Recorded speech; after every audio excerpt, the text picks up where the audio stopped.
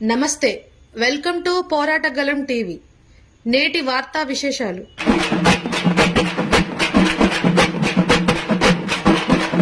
SFI Telangana 5వ రాష్ట్ర మహాసభలను పోరాడదాం, అందరికి విద్యా ఉపాధి అందేంత వరకు పోరాడదాం, అందరికి విద్యా ఉపాధి అందేంత వరకు వ్యతిరేకిద్దాం. భారతదేశంలో విద్యా వ్యాపారీకరణను వ్యతిరేకించండి. విద్యా కాషాయీకరణ, కార్పొరేటీకరణను వ్యతిరేకించండి. విద్యా కార్పొరేటీకరణ, కాషాయీకరణను జిందాబాద్ జిందాబాద్ జిందాబాద్ జిందాబాద్ జయప్రదం చేయండి. ఫిబ్రవరిలో జరిగే ఎస్ఎఫ్ఐ తెలంగాణ రాష్ట్ర 5వ మహాసభలను అవతులైన పత్రికా మిత్రులకు అందరికీ నమస్కారం. తెలంగాణ వచ్చిన తర్వాత జరుగుతున్నటువంటి 5వ ఎస్ఎఫ్ఐ రాష్ట్ర మహాసభలకు ఆహ్వానం పలకడం కోసం, దాన్ని నిర్వహించే దాంట్లో పాత్ర వహించడం కోసం మేమంతా బాధ్యత తీసుకున్నాం. వారు అడగగానే ఎందుకు అలా బాధ్యత తీసుకోవాల్సి వచ్చింది అనేది నా మాటల్లో ఒకటి చెప్తాను. మొత్తం 64 ఏళ్ళ నా జీవన ప్రస్థానంలో 9-10 ఏళ్ల పాటు నేను ఎస్ఎఫ్ఐలో పనిచేశాను. 1975 నుంచి ఎమర్జెన్సీ బిగినింగ్ నుంచి 83-84 వరకు నేను పనిచేశాను. మొత్తం నా జీవితంలో మిగతా అధ్యయనం ద్వారా, మిగతా పుస్తకాల ద్వారా, తల్లిదండ్రుల ద్వారా, గురువు ద్వారా, వీటి ద్వారా ఎంత నేర్చుకున్నానో నేను ఈ 10 ఏళ్లలో ఎస్ఎఫ్ఐ ఉద్యమంలో పనిచేయడం ద్వారా వ్యక్తాంత భౌతికవాదం, చారిత్రక భౌతికవాదం, మిగతా సైంటిఫిక్ గ్రంథాలు, పెద్దల ఉపన్యాసాలు, పెద్ద క్లాసులు వినడం ద్వారా నా జీవితంలో అంత అధ్యయనం కొనసాగిందని నేను చెప్పగలుగుతా ఉన్నాను. ఇవాళ ధైర్యంగా నేను ఒక పని చేస్తున్నాను అంటే, లేదా ఒక ఆలోచన చేస్తున్నానంటే, ఒక మార్గంలో నేను వెళుతున్నాను అంటే దాని వెనుక ఎస్ఎఫ్ఐ అప్పుడు నాకు నేర్పినటువంటి ఆలోచన విధానము, ఆ వ్యక్తిత్వం నాకు మిగిలింది అని, దాని ద్వారానే ఎస్ఎఫ్ఐ అనగానే నేను ఆల్రెడీ రిటైర్ అయ్యి ఇంటి దగ్గర ఉన్నవాడిని కూడా నేను స్టూడెంట్ని అనేటటువంటి ఒక భావన కలుగుతూ ఉంటుంది ఎప్పుడు కూడా. నాకే కాదు, విచిత్రంగా ఏమిటంటే మొన్న ఎస్ఎఫ్ఐ పూర్వ విద్యార్థుల సమావేశం నిర్వహించిన సుబ్బారావు గారు ఆధ్వర్యంలో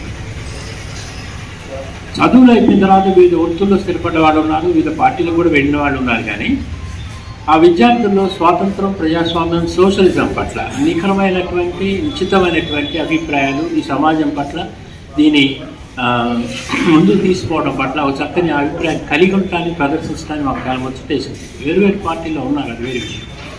ఇవాళ ఎందుకు ఎస్ఎఫ్ఐ అవసరం అనేది ఇవాళ మనం గమనించాల్సిన సందర్భంలో ఉన్నాం.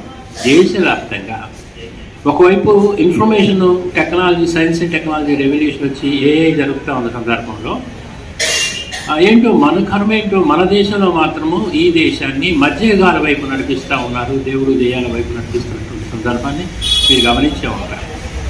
మతోన్మాదాల వైపు, కులోన్మాదాల వైపు, కులాల మీద, మతాల మీద పెత్తనం చేయడం కోసము, వారి యొక్క ఆచార వ్యవహారాల మీద, వాళ్ళ యొక్క ఆహారం మీద, వాళ్ళ ఆలోచనల మీద కూడా దాడి జరుగుతున్నటువంటి సందర్భంలో ఉన్నాం. దీన్ని ప్రతిఘటించడం కోసము రాజకీయ పార్టీలు ఉన్నాయి, బాగానే ఉంది. కానీ భవిష్యత్ తరాన్ని నిర్మించడం కోసం, భవిష్యత్ భారతాన్ని నిర్మించడం కోసం విద్యార్థి లోకంలో ఆ ఆలోచనకు వ్యతిరేకమైనటువంటి శాస్త్రీయమైనటువంటి అవగాహన ఇచ్చేటటువంటి ఏకైక విద్యార్థి సంస్థ భారతదేశ వ్యాప్తంగా ఉన్నటువంటి అనేక యూనివర్సిటీస్లో ఉన్నటువంటి సంస్థ కేవలం ఎస్ఎఫ్ఐ మాత్రమే. మీకు దృష్టిలో మన ప్రత్యర్థి సంఘం, రైట్ వింగ్లో ఉన్నటువంటి సంఘానికి ధీటైన సంఘం ఏదైనా ఉందంటే మొత్తం విద్యార్థి లోకాన్ని ప్రభావితం చేస్తున్న సంఘం ఉంది ఎస్ఎఫ్ఐ. ఇంకేది మరే సంఘం లేదు. ఇది అతిశక్తి కూడా కాదు. మిత్రులారా, మీరు ఎంక్వైరీ చేసుకోండి. దేశవ్యాప్తంగా ఆ రైట్ వింగ్కి ఇటు మిగతా బుర్జువా పార్టీస్ ఉన్నాయి, వాటికి కూడా విద్యార్థి సంఘాలు ఉన్నాయి. కానీ విచిత్రం ఏమిటంటే ఏ పెద్ద బూర్జువా పార్టీ యొక్క విద్యార్థి సంఘం కూడా దేశవ్యాప్తంగా ఇన్ని యూనివర్సిటీస్లో కానీ ఇన్ని విద్యా సంస్థల్లో కానీ లేదు. అట్లా ఉన్న సంఘం ఏదైనా ఉందంటే అది జేఏవీ నుంచి మన ఖమ్మం వరకు ఉన్న సంఘం ఏదైనా అంటే ఎస్ఎఫ్ఐ మాత్రమే. ఇది ఈ ఎస్ఎఫ్ఐకి ఉన్నటువంటి ప్రత్యేకత. మరి ఎస్ఎఫ్ఐ ఏం చేస్తుంది? ఒక శాస్త్రీయ ఆలోచన ఇస్తాం. ఎస్ఎఫ్ఐ ఏం చేస్తుంది? మీరు చదువుకోమంటుంది, జీవితాన్ని చదవమంటుంది, సమాజాన్ని చదవమంటుంది, అధ్యయనం చేయండి, అధ్యయనం చేసిన తర్వాత పోరాటం చేయమంటుంది. దీనికోసం స్వాతంత్రం, ప్రజాస్వామ్యం, సోషలిజం కోసం ఈ 3 లక్ష్యాలను ముందు పెట్టుకొని వీటి కోసం అధ్యయనం పోరాటం కొనసాగించమని చెప్పేసి భవిష్యత్ భారతదేశంలో ప్రతినిధులుగా ఉండబోయే భవిష్యత్ పౌరులందరికీ కూడా ఒక రకమైనటువంటి శిక్షణ ఇస్తున్నటువంటి, ఒక మిలిటరీ ట్రైనింగ్ ఇస్తున్నటువంటి సంస్థ ఏదైనా ఉందంటే ఈ దేశంలో అది కేవలం ఎస్ఎఫ్ఐ మాత్రమే. అందుకోసమనే అదంటే ప్రేమ, ఆ సంఘం అంటే ప్రేమ, ఆకర్షణ. ఎన్ని సంవత్సరాలు కాదు, ఇంకా బహుశా ఇంకెన్ని సంవత్సరాలు, బహుశా ఒక 10-20 నేను బ్రతుకుంటే అప్పుడు కూడా ఎవరైనా వచ్చి ఎస్ఎఫ్ఐ కార్యక్రమం అంటే కూడా నేను రావడానికి సిద్ధంగా ఉన్నటువంటి. ఎందుకంటే నేను అనుభవించాను, నేను నేర్చుకున్నాను, నేను తర్ఫీదు పొందాను. ఆ తర్ఫీదు ద్వారా జీవితంలో ఇవాళ కొంత నైతికంగా, శాస్త్రీయబద్ధంగా, హేతుబద్ధంగా ఆలోచించడం కూడా నేను గమనించాను, నా అనుభవంలోకి వచ్చింది. కాబట్టి మిత్రులారా, ఇటువంటి సంఘాన్ని ప్రోత్సహించండి, ఇటువంటి కాన్ఫరెన్స్ని గౌరవించండి, ప్రోత్సహించండి. దీనికి ఇతోధికంగా సాయం చేయండి. ఎవరు ఎట్లా చేసినా పర్లేదు. ఆర్థికంగా చేసిన వాళ్ళు ఆర్థికంగా చేయొచ్చు, ఇంకో రకం చేసేవాళ్ళు ఇంకో రకం చేయొచ్చు.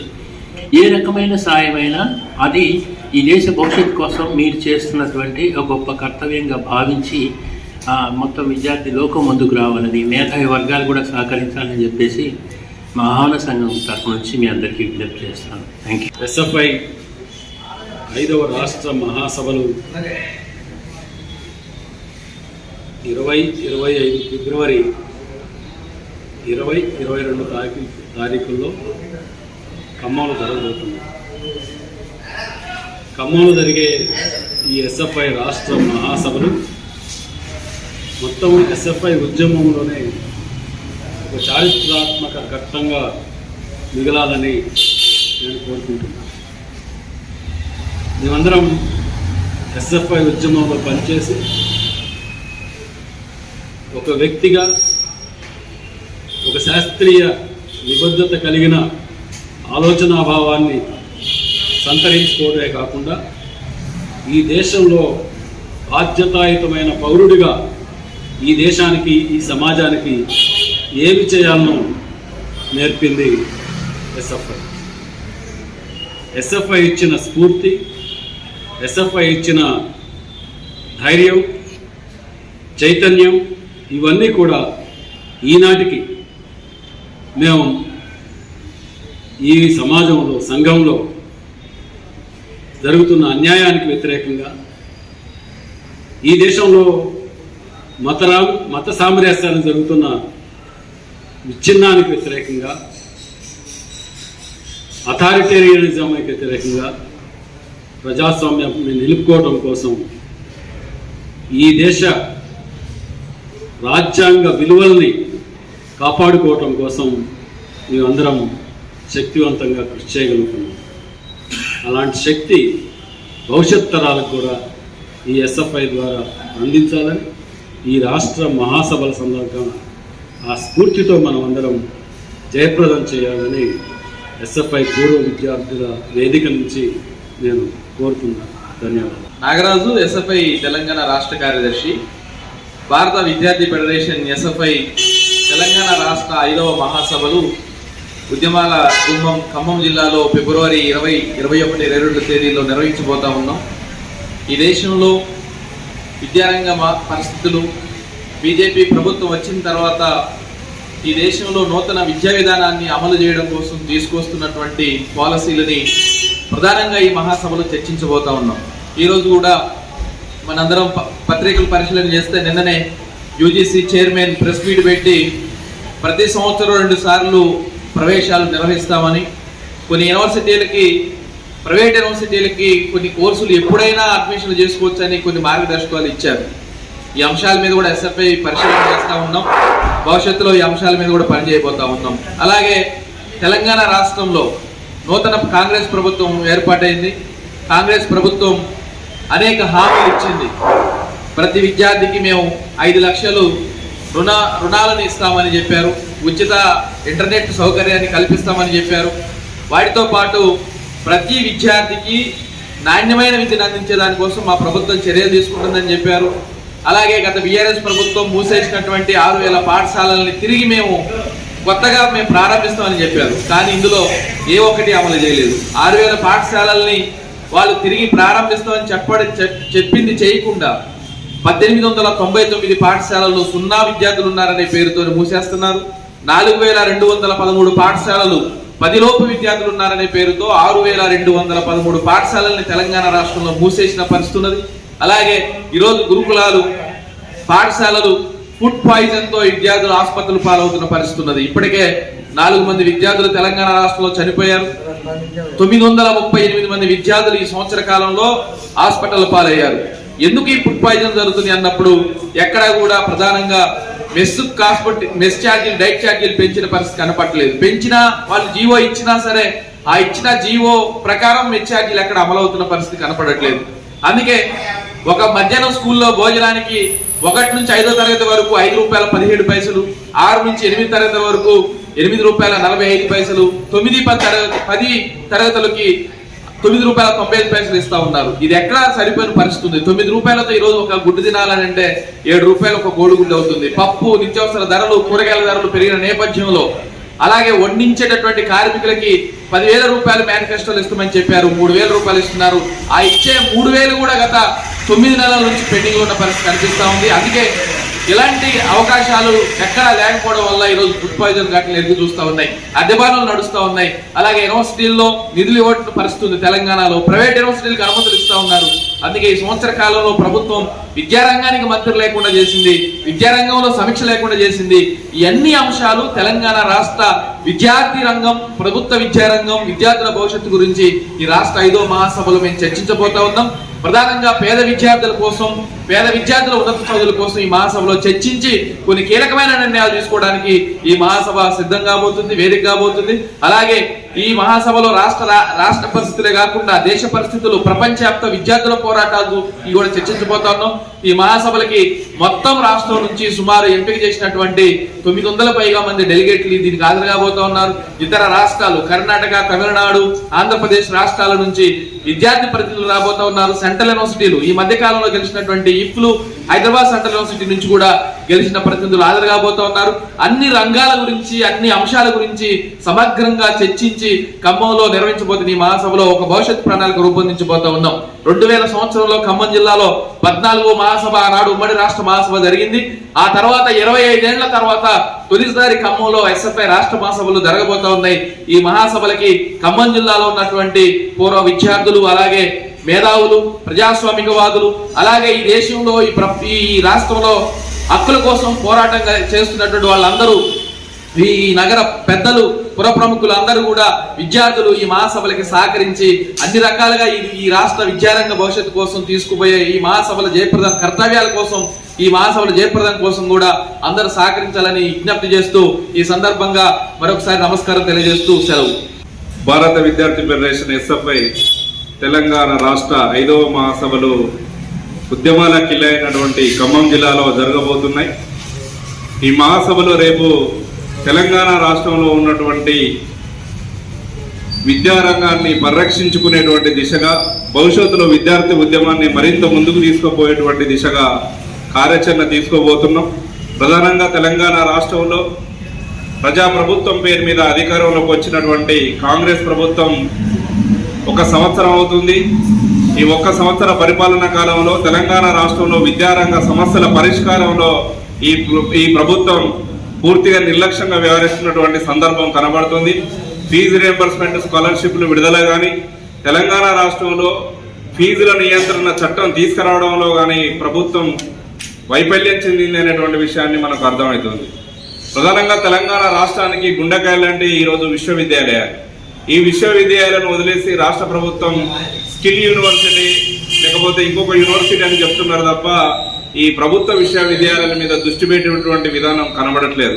ఇప్పటికైనా ఈ ప్రభుత్వం తెలంగాణ రాష్ట్రంలో ప్రభుత్వ విశ్వవిద్యాలయాలను, ప్రభుత్వ విద్యారంగాన్ని బలోపేతం చేసేటువంటి దిశగా చర్చించాల్సినటువంటి అవసరం ఉందని కూడా ఈ సందర్భంగా గుర్తు చేస్తున్నాం. అదేవిధంగా ప్రధానంగా ఈ దేశంలో నరేంద్ర మోడీ ప్రభుత్వం వచ్చిన తర్వాత తన అధికారాన్ని ఈ దేశంలో సుస్థిరంగా ఉంచాలనేటువంటి దృష్టితోనే నూతన జాతీయ విద్యా విధానాన్ని ఈ దేశంలో అమలు చేస్తున్నాడు.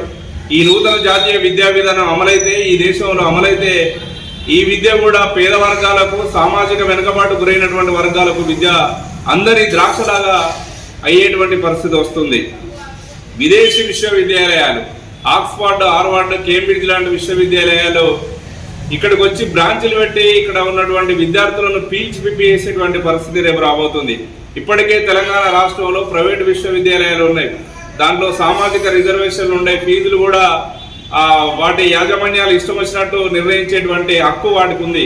బట్ రేపు భవిష్యత్తులో ఈ నూతన జాతీయ విద్యా విధానం అయితే ఈ ప్రమాదం ఏర్పడబోతుంది. అందుకే ఈ విద్యా విధానాన్ని మొత్తం విద్యారంగంలో కాషాయమయం చేసి విద్యారంగంలో సైంటిఫిక్ టెంపర్ లేకుండా విద్యార్థులను అశాస్త్రీయ వైపు తీసుకుపోయేటువంటి ప్రయత్నం వేగవంతంగా అమలు చేస్తుంది. విద్యార్థులు జ్ఞానాన్ని సంపాదిస్తే తెలివికల్లులు అయితే పాలకులను ప్రశ్నిస్తారు. కాబట్టి ఈ ప్రశ్నించేటువంటి స్వభావం లేకుండా ఈ విద్యా విధానాన్ని తీసుకొస్తున్నటువంటి సందర్భం మనకు కనబడుతుంది. అందుకే ఈ నూతన జాతీయ విద్యా విధానం అనేటువంటి ముసుగులో ఈ పాలసీని తీసుకొస్తున్నారు. కాబట్టి దీనికి వ్యతిరేకంగా పోరాటం చేయాల్సినటువంటి అవసరం ఉంది.